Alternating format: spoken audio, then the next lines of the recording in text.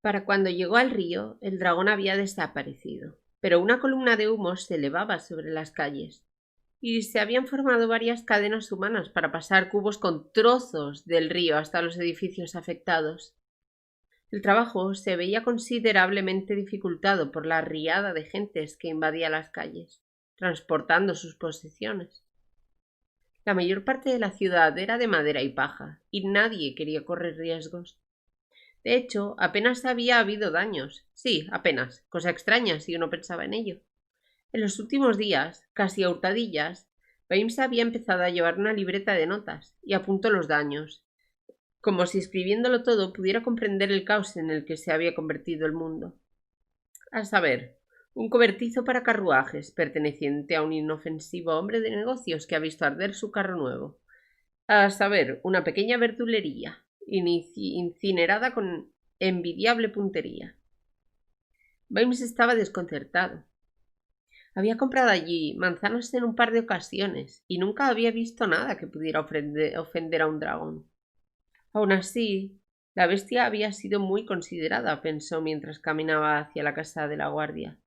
Cuando uno imagina la cantidad de henares, patios de maderías, cobertizos, techos de paja y tiendas de aceite, es asombroso que se las haya arreglado para aterrorizar a todo el mundo sin causar apenas daño a la ciudad. Los rayos del sol matutino taladraban ya los jirones de humo cuando abrió la puerta. Aquello era su hogar, no la pequeña habitación sin apenas muebles encima de la cerería, en el cajón Wixon, donde dormía, sino esa antipática habitación oscura que olía a chimeneas atascadas, a la pipa del sargento Colon, al misterioso problema de Novi y últimamente al abrillantador para armaduras de zanahoria. Sí, era casi como un hogar. No había nadie más en aquel momento. No se sorprendió. Subió a su despacho y se recostó en la silla, cuyo cojín habría asqueado a un perro con incontinencia. Se echó el casco sobre los ojos y trató de pensar. Por el momento no habría prisa. El dragón había desaparecido entre el humo y la confusión, tan repentinamente como había llegado. Ya llegaría, y pronto, la hora de correr. Lo importante ahora era averiguar hacia dónde correr. Había estado en lo cierto, una ave palmípeda. Pero ¿por dónde se empieza a buscar un maldito dragón en una ciudad con 1 millón de habitantes? Se dio cuenta de que su mano derecha, con voluntad propia, había abierto el último cajón, y 3 de sus dedos, actuando bajo órdenes personales de su inconsciente, estaban sacando una botella. Era una de esas botellas que se vacían solas. La razón le decía que a veces era obligatorio empezar alguna, romper el sello, ver el líquido ambarino hasta el cuello. Sencillamente no podía recordar la sensación. Era como si las botellas le llegaran siempre con 1/3 de su contenido. Miró la etiqueta. Al parecer se trataba del whisky selecto Sangre de Dragón, de la casa Jimkin, abrazo de oso. Barato y potente. Con él se podían encender hogueras y limpiar cucharas. No había que beber mucho para emborracharse, justo lo que necesitaba. Fue Novi quien lo despertó, con las noticias de que había un dragón en la ciudad y que el sargento Colón estaba bastante afectado. Bames se incorporó y trató de aclararse la vista mientras iba entreteniendo las palabras una a una. Al parecer, el hecho de tener un lagarto que respira fuego a pocos metros de la zona posterior puede hacer que se tambalee hasta la más robusta de las constituciones. Una experiencia así puede dejar marcada a una persona para siempre. Bames todavía estaba digiriendo los datos cuando llegó Zanahoria, con el bibliotecario balanceándose a un lado. ¿Lo han visto? ¿Lo han visto?, preguntó. Todos lo hemos visto, asintió el capitán. Pues yo lo sé todo, anunció Zanahoria con un gesto triunfal. Alguien lo ha traído aquí por medios mágicos. Alguien ha robado un libro de la biblioteca. ¿Y a que no adivinan cómo se titula? Me rindo, replicó Bames débilmente. Se titula La invocación de dragones. ¡Uk! Confirmó el bibliotecario. Ah, ¿sí? ¿Y de qué va?, preguntó el capitán. El bibliotecario puso los ojos en blanco. Es sobre cómo invocar dragones, usando la magia. ¡Uk! Y eso es ilegal, terminó Zanahoria alegremente. Llevar sueltas por la calle a fiestas peligrosas en contra de la legislación sobre animales salvajes según las leyes número... Vimes gimió. Eso significaba que había magos de por medio. Cuando hay magos de por medio, los problemas llueven al momento. Supongo, suspiró, que no habrá otro ejemplar del libro en la biblioteca, ¿verdad? El bibliotecario sacudió la cabeza. ¡Uc! Y no sabrás qué ponía en el libro. En el libro, claro. Vimes suspiró de nuevo. ¿Cómo? 4 palabras, asintió cansado. Primera palabra, chupar algo. No, comer. ¿Tú comes? Yo como. ¿Cómo? Tercera palabra, sacudes los brazos. No, ya te entiendo. ¿Te refieres a detalles un poco más concretos? ¿No sabes nada? Ya, claro, lo imaginaba. ¿Qué vamos a hacer ahora, señor? Preguntó Zanahoria ansioso. Está ahí fuera, aseguró Novi. Parece que durante las horas del día no vuela. Debe de estar en su madriguera secreta sobre un montón de oro, soñando con cosas de antes del amanecer de los tiempos, aguardando a que caiga el velo de la noche y una vez más pueda remontarse. Titubeó un instante. ¿Por qué me miráis todos de esa manera? Preguntó. Eso que dices es muy poético, le aseguró Zanahoria. Bueno, todo el mundo sabe que los dragones de antes solían dormir sobre un lecho de oro, aseguró Novi. Es un mito popular muy conocido. Vimes meditó sobre su futuro inmediato. Por canalla que pareciera la actitud de Novi, sin duda era un buen baremo de lo que estaba pasando por la cabeza del ciudadano medio. El cabo Nobbs podía ser una especie de rata de laboratorio para predecir lo que sucedería en los siguientes días. Supongo que tendrás un gran interés en averiguar dónde está ese oro sobre el que duerme el dragón. Claro, dijo a modo de experimento. Novi parecía aún más inquieto que de costumbre. Bueno, capitán, la verdad es que había pensado en echar un vistazo por ahí. Y ya sabe, fuera de horas de servicio, añadió con tono virtuoso. Oh, cielos, gimió el capitán Vimes. Cogió la botella vacía y, con mucho cuidado, volvió a guardarla en el cajón. Los hermanos esclarecidos estaban nerviosos. Se habían contagiado el miedo unos a otros. Era el miedo de que quien, después de haber cargado la pólvora alegremente, después de meter la bala en la recámara, había descubierto que el hecho de apretar el gatillo causaba un ruido de 1000 diablos, y sin duda pronto aparecería alguien dispuesto a averiguar qué era todo ese jaleo. Pero el gran maestro supremo sabía que los tenía atrapados. Ovejas y corderos, ovejas y corderos. Como no podían hacer nada mucho peor de lo que ya habían hecho, tanto les daba seguir adelante y fingir que aquello era lo que habían buscado desde el principio. Era una sensación tan agradable. Solo el hermano revocador parecía satisfecho de verdad. Que esto sirva de lección para todas las verdulerías opresoras, decía una y otra vez. Sí, claro, dudó el hermano portero. Pero, bueno, supongo que no hay ninguna posibilidad de que invoquemos aquí al dragón por accidente. Lo tengo. Quiero decir, lo tenemos perfectamente controlado, tranquilizó el gran maestro supremo. Su poder está en nuestras manos, os lo aseguro. Los hermanos se animaron un poco. Y ahora, siguió el gran maestro, queda el pequeño asunto del rey. Todos adoptaron una expresión solemne, excepto el hermano revocador. ¿Lo hemos encontrado ya? Preguntó. Vaya golpe de suerte. ¿Es que nunca prestas atención o qué? Le espetó el hermano vigilatorre. Ya se explicó eso la semana pasada. No tenemos que ir a buscar a nadie. Tenemos que fabricar un rey. Yo creí que aparecería por su cuenta, por eso del destino. El hermano vigilatorre chasqueó la lengua en tono burlón. Bueno, vamos a echarle una manita al destino. El gran maestro supremo sonrió para los adentros de su capucha. Este asunto místico era una maravilla. Las cuentas, una mentira.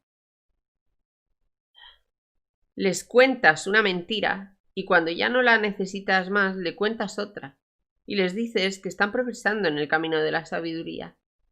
Entonces, en vez de reírse, te siguen todavía más, con la esperanza de encontrar la verdad al final de todas las mentiras. Y así, poco a poco, aceptan lo inaceptable. Sorprendente. Vaya, qué buena idea, asintió el hermano portero. ¿Y cómo se hace eso? Oye, el gran maestro supremo ya lo explicó. Dijo que había que dar con un chaval guapo, dócil, que aceptara órdenes y que él mataría al dragón, así de fácil. Es mucho más sensato que esperar a que aparezca un supuesto rey. Pero el hermano revocador parecía preso de los tentáculos del pensamiento. Si controlamos al dragón, porque controlamos al dragón, ¿verdad? Entonces no hace falta que nadie lo mate. Lo único que tenemos que hacer es dejar de invocarlo y todo el mundo satisfecho, ¿verdad? Ah, estupendo, gruñó el hermano vigilator. Me lo imagino perfectamente. Simplemente salimos a la calle y decimos a la gente: «Hola, nosotros no volveremos a prender fuego a vuestras casas. Qué amables somos, ¿eh?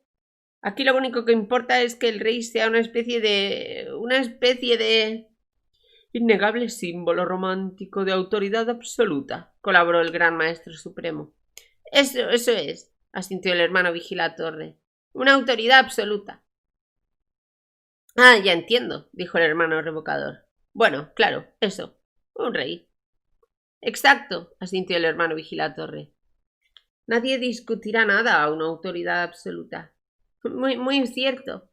Pues ha sido toda una suerte dar con el rey legítimo justo ahora, dijo el hermano revocador. Una posibilidad entre 1.000.000. No hemos dado con el rey legítimo. No necesitamos para nada al rey legítimo, insistió el gran maestro supremo con tono de cansancio. Lo digo por última vez. He encontrado a un chaval que tiene buena pinta con la corona puesta, acepta órdenes y sabe blandir la espada. Ahora, si no os importa, escuchad.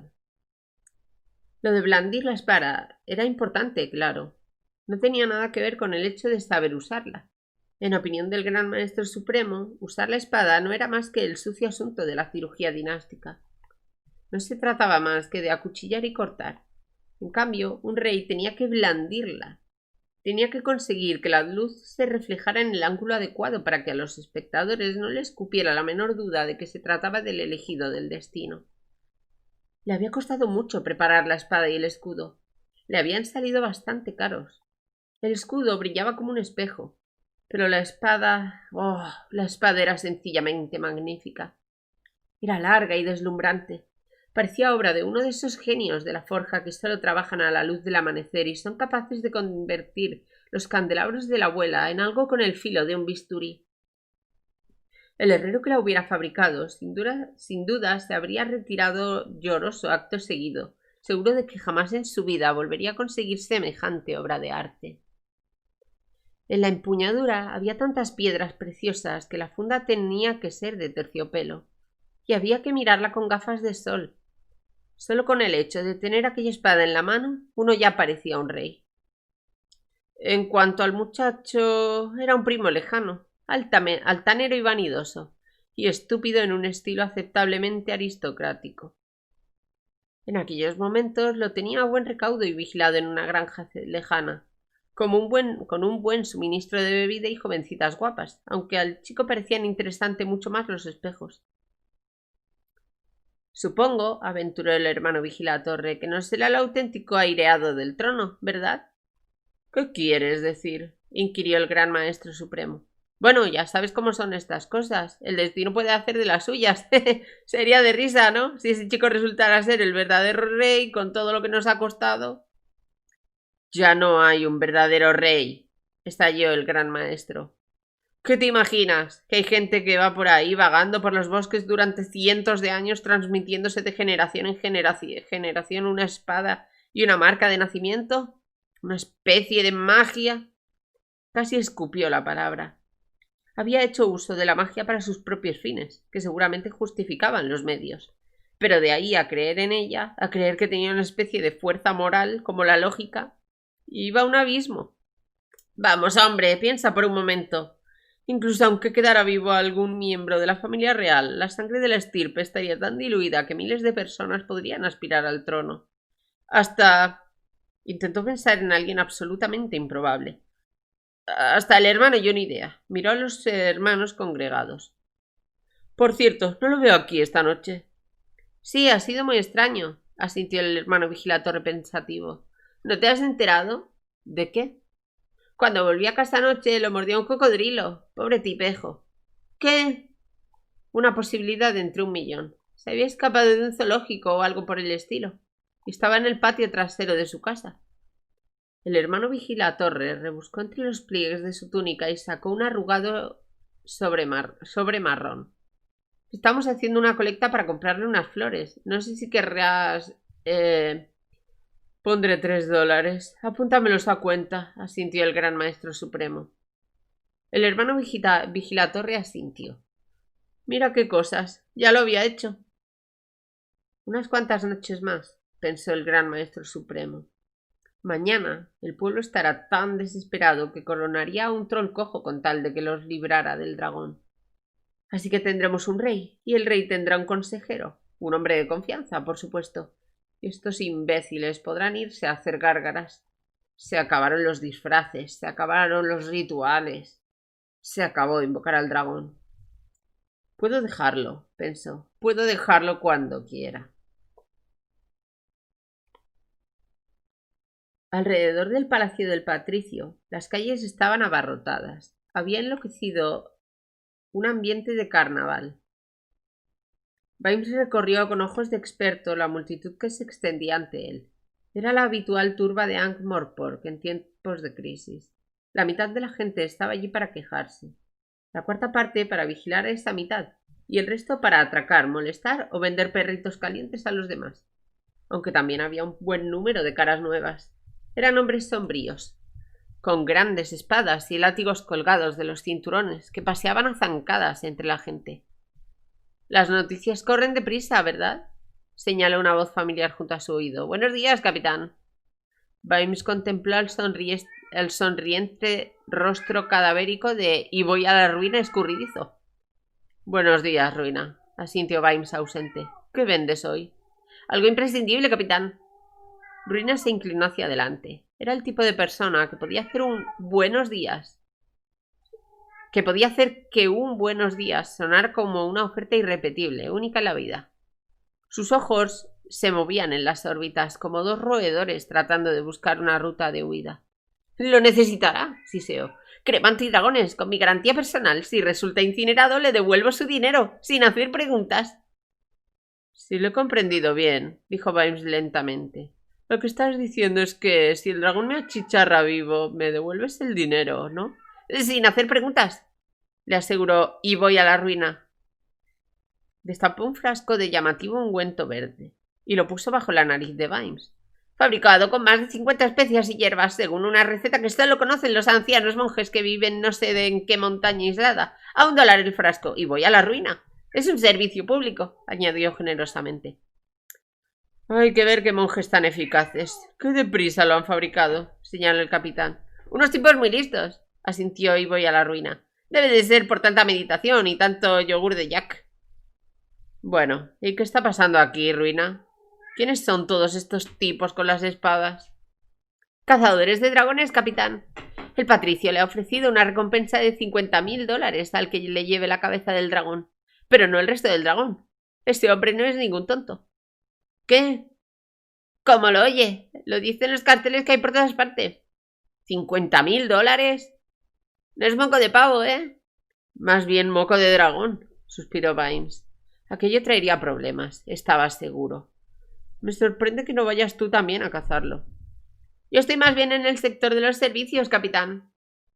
Ruina miró a ambos lados con gestos de conspiración, y luego pasó a Vimes un trozo de pergamino. Decía así: escudos antidragón a $500, detectores portátiles de madrigueras a 250, flechas antidragón a $100 la unidad, picos a $5 y palas a $5 y sacos a $1. Vimes se lo devolvió. ¿Para qué son los sacos?, quiso saber. ¿Para llevar el oro? Ah, claro, asintió el capitán sombrío. ¿Cómo no se me había ocurrido?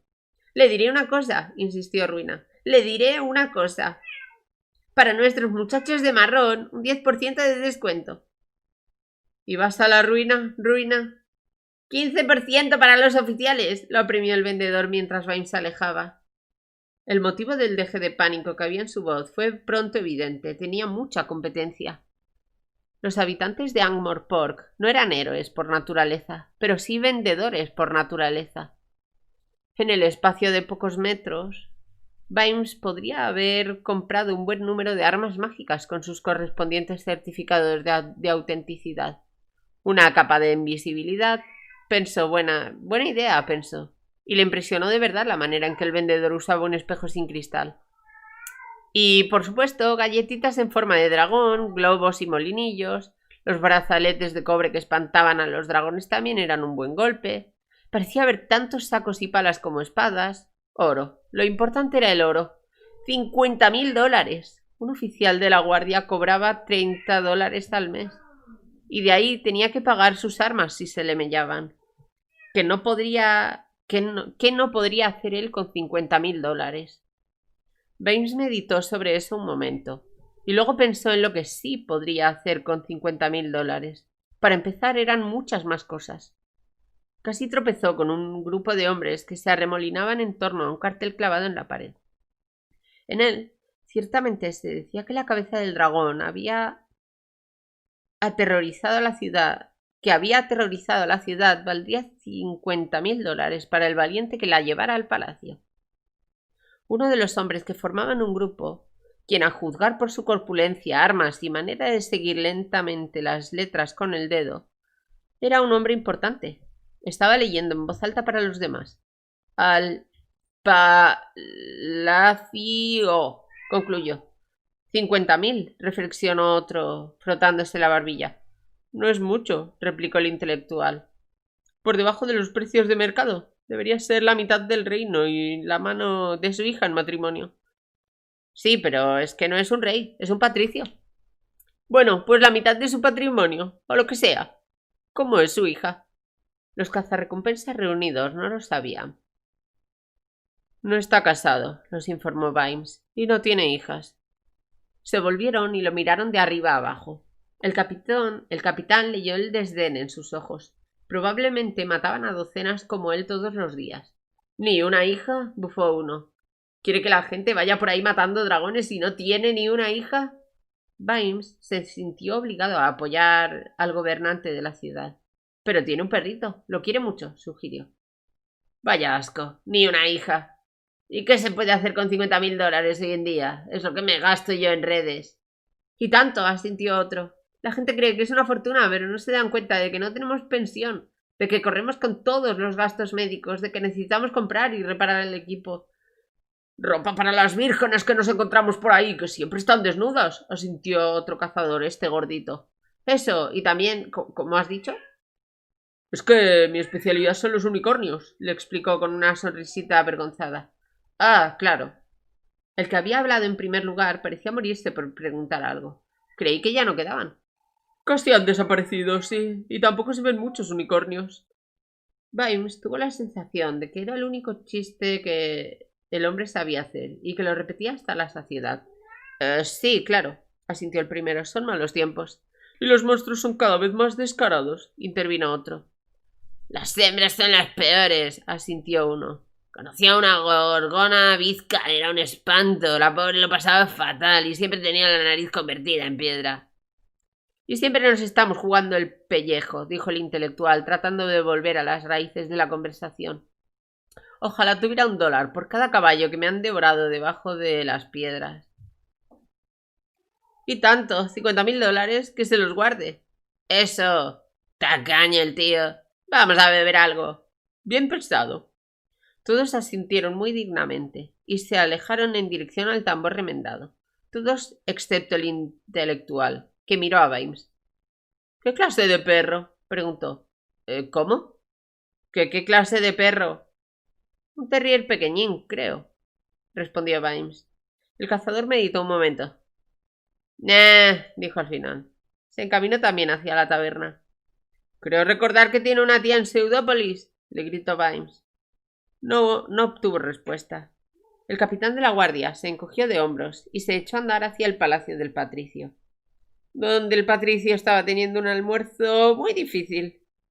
Caballeros, exclamó, sinceramente no sé qué más se puede hacer.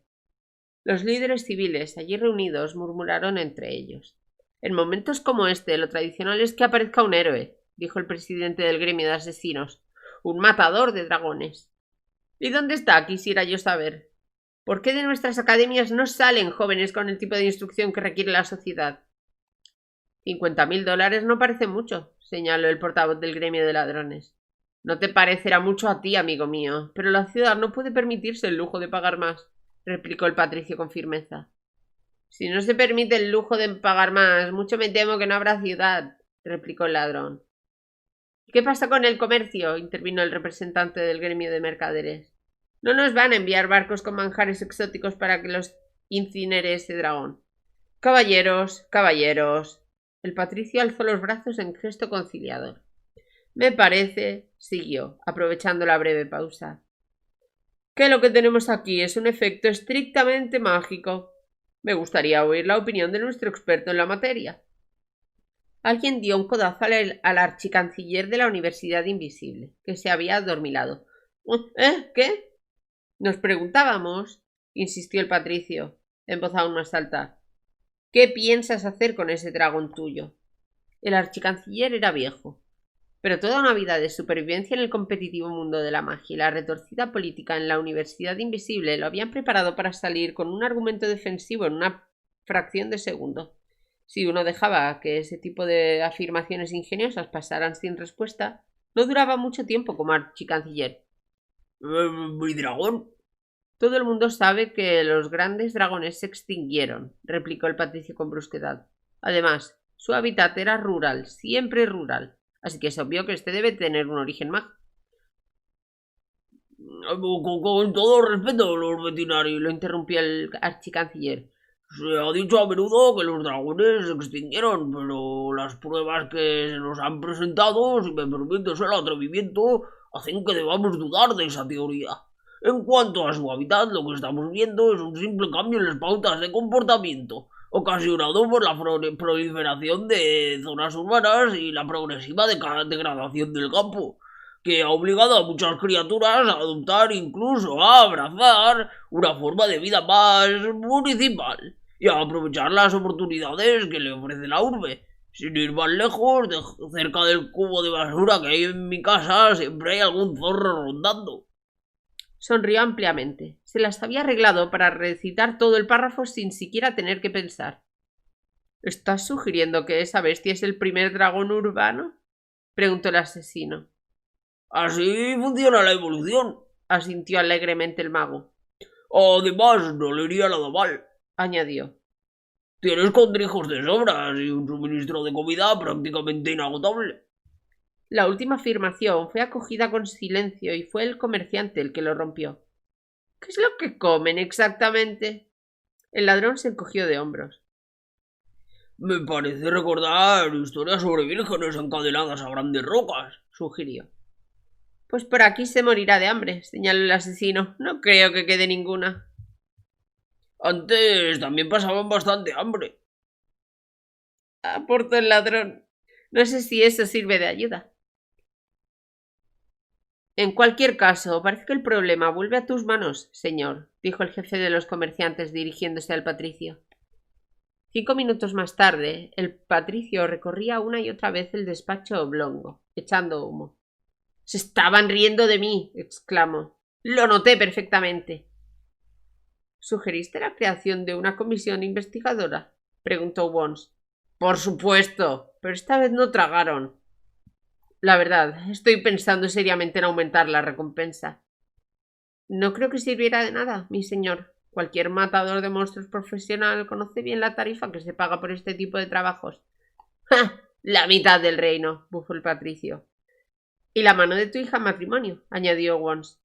Supongo que no valdrá con una tía, sugirió Lord Vetinari esperanzado. La tradición exige que sea una hija, mi señor. El patricio asintió sombrío. Quizá podamos sobornarlos. ¿Son inteligentes los dragones? Creo que la palabra adecuada en este caso es astutos, mi señor, señaló Wons. También tengo entendido que les gusta mucho el oro. ¿De verdad? ¿Y en qué lo gastan? Duermen sobre él. ¿Cómo? ¿Lo meten en un colchón? No, mi señor, directamente sobre el oro. El patricio dio unas vueltas a la idea. ¿No les resulta un poco duro? Supongo que sí, señor, pero no creo que nadie se lo haya preguntado nunca. ¿Pueden hablar? Al parecer se les da muy bien. Oh, muy interesante. El patricio estaba pensando, si el dragón puede hablar, puede negociar. Si puede negociar, lo tendré atrapado por los pelos, bueno, por las escamas. Y se dice que son aduladores. Cada vez más interesante. Se oyeron unas voces apagadas en el pasillo, y un criado hizo pasar a Vimes. Ah, capitán, lo saludó el patricio. ¿Hay algún progreso? ¿Cómo dices, señor? Replicó Vimes mientras la lluvia le chorreaba de la capa. Que si has hecho algún progreso. En dirección a la captura de este dragón, insistió Lord Bettinari con firmeza. ¿El ave zancuda? Sabes muy bien lo que quiero decir, insistió el gobernante de Ankh-Morpork con brusquedad. Se están realizando investigaciones, respondió Vimes de manera automática. El patricio bufó. Lo único que tienes que hacer es encontrar su madriguera, dijo. Una vez que des con la madriguera habrás dado con el dragón. Es evidente. La mitad de la ciudad lo está buscando. Si es que hay una madriguera, replicó Vimes. Wons lo miró con interés. ¿Por qué dices eso? Estamos analizando todas las posibilidades, insistió el capitán reservado. Si no tiene madriguera, ¿dónde se pasa los días? Preguntó el patricio. Se están realizando investigaciones. Pues que se realicen deprisa y busca esa madriguera, ordenó el patricio con brusquedad. Sí, señor. Permiso para retirarme, señor. Claro, claro. Pero espero progresos para esta misma noche. ¿Entendido?